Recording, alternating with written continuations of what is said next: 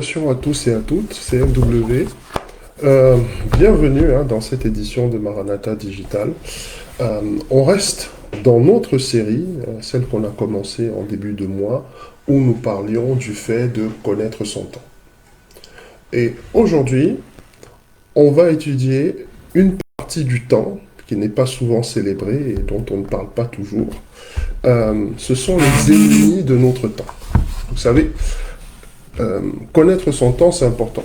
C'est très très important parce que finalement la Bible nous détermine le temps, d'accord, comme étant une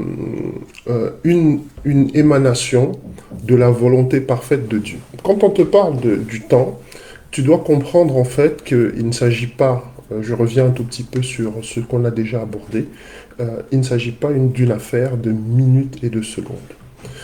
Il ne s'agit pas d'une affaire enfin concrètement, le temps, ce n'est pas ce qu'indique ta montre.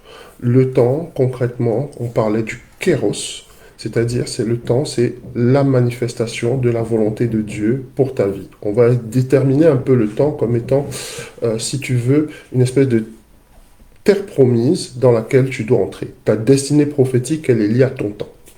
Eh bien, ton temps, il a des ennemis.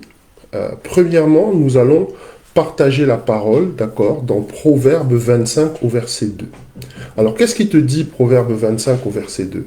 Proverbe 25 au verset 2, il te dit, la gloire de Dieu, c'est de cacher les choses, la gloire des rois, c'est de les examiner.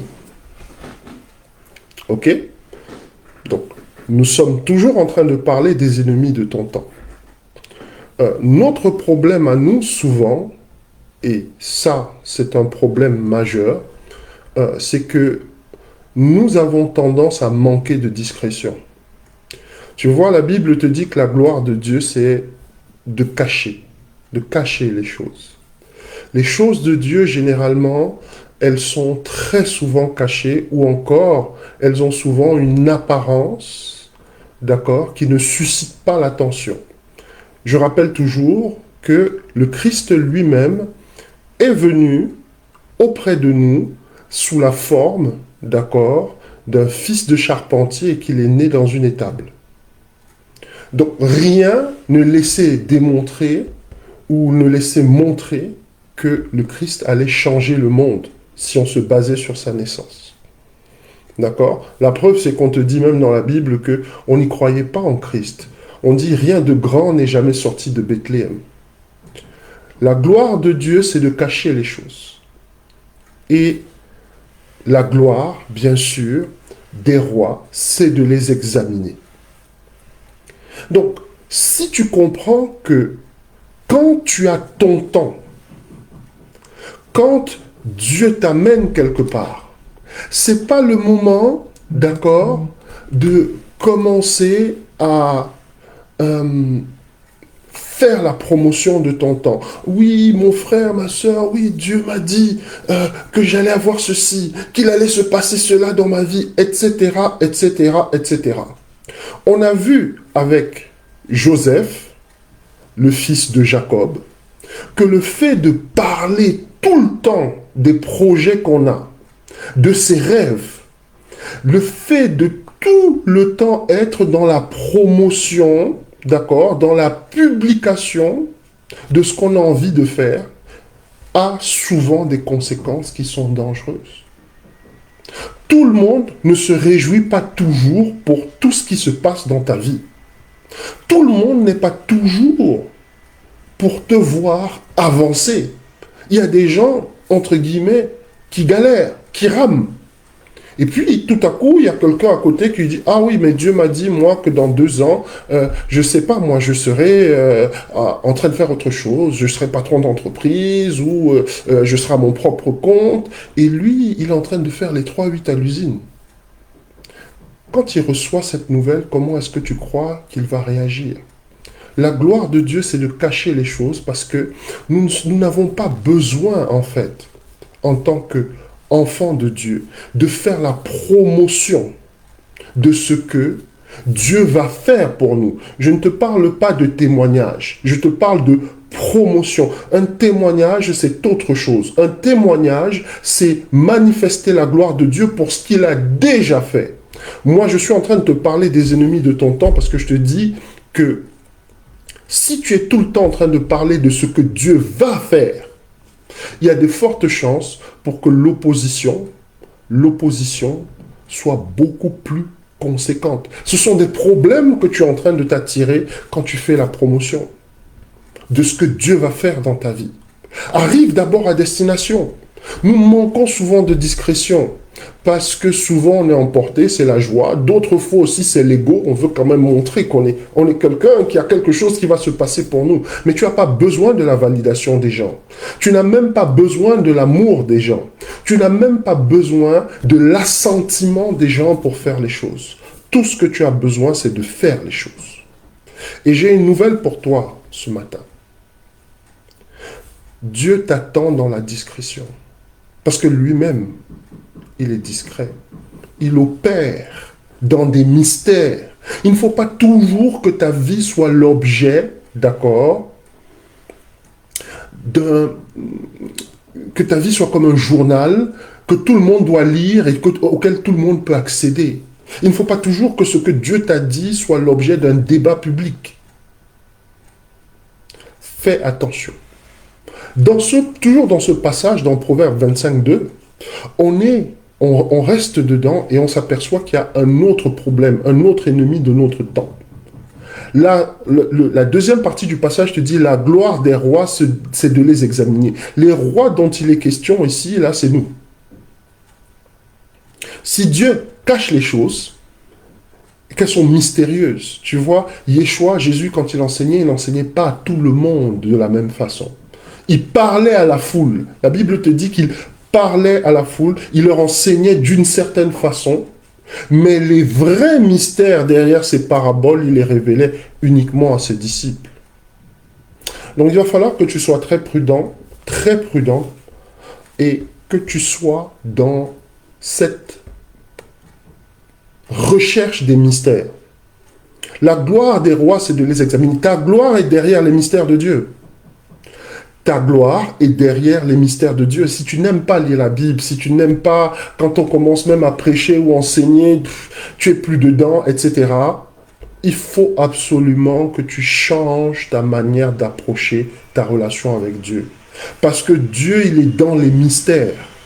Et c'est dans les mystères, en fait, dans la recherche de ces mystères, que ton caractère se révèle aussi. C'est dans la recherche de ces mystères que ta personnalité se révèle. C'est dans la recherche de ces mystères que le plan de Dieu pour ta vie se matérialise. Est-ce que tu n'as jamais lu un verset de la Bible et tout à coup tu t'es levé et tu t'es dit, ça c'est ma vie. C'est exactement ma vie qui est décrite dans ce passage.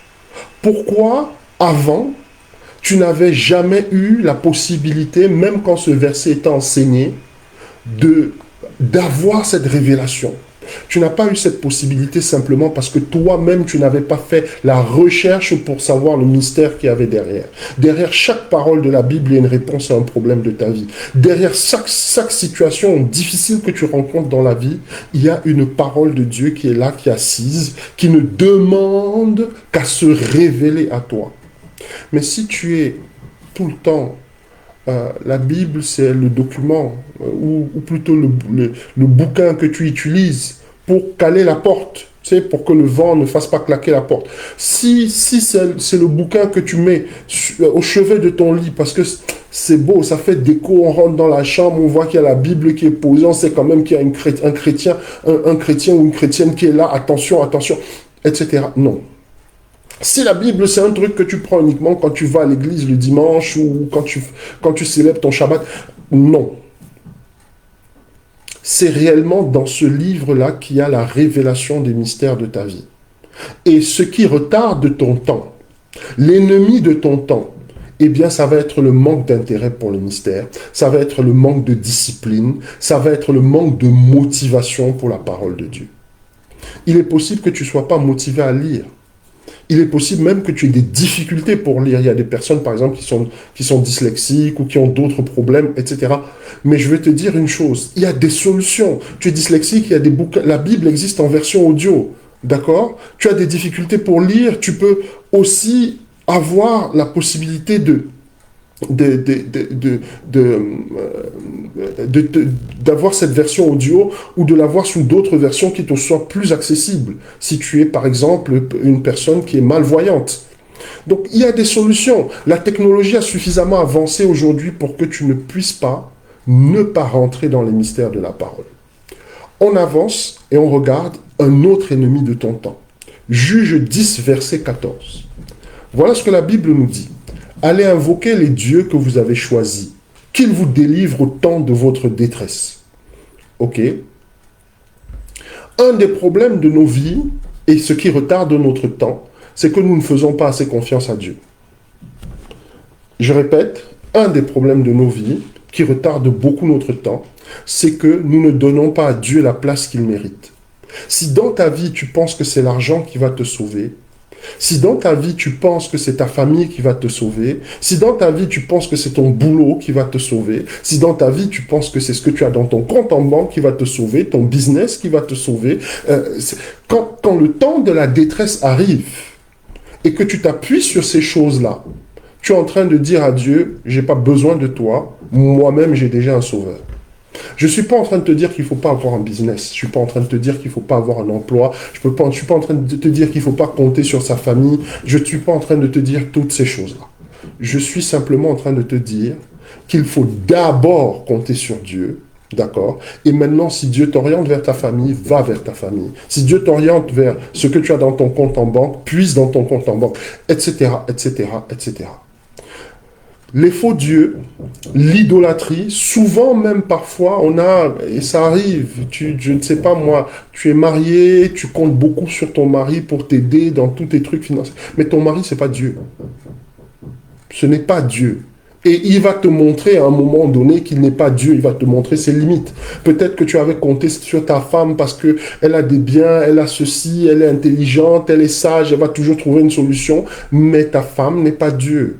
Il n'y a qu'un seul nom qui nous a été donné pour le salut, c'est le nom de Christ, Yeshua al-Mashiach.